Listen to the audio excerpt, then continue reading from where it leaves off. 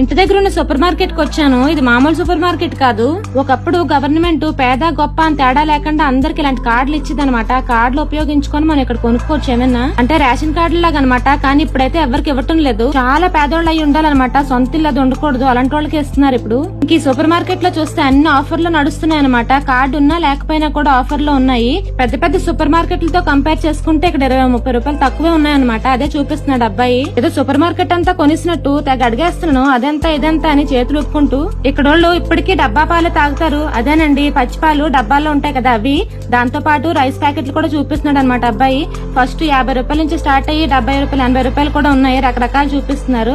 కాకపోతే ఇండియన్స్ ఇవి తినలేవన్నమాట. చిట్టి ముత్యాలు అంటాం కదా, అవి స్టిక్కీ రైస్ లా ఉంటాయి. ఇప్పటికీ ఈజిప్ట్ లో ఉన్న చాలా మంది ఇండియన్స్ రోజు బాస్మతి రైస్ తింటారు. ఈ రైస్ తినలేక. కానీ నాకు అలవాటు అయిపోయింది. వీళ్ళు తినేవన్నీ వాళ్ళతో పాటు తినడం వల్ల ఏమో వాళ్ళలాగే తయారయ్యాను. ఎండ అస్సలు క్షమించట్లేదు. ఇంక అక్టోబర్ వరకు ఇంతే.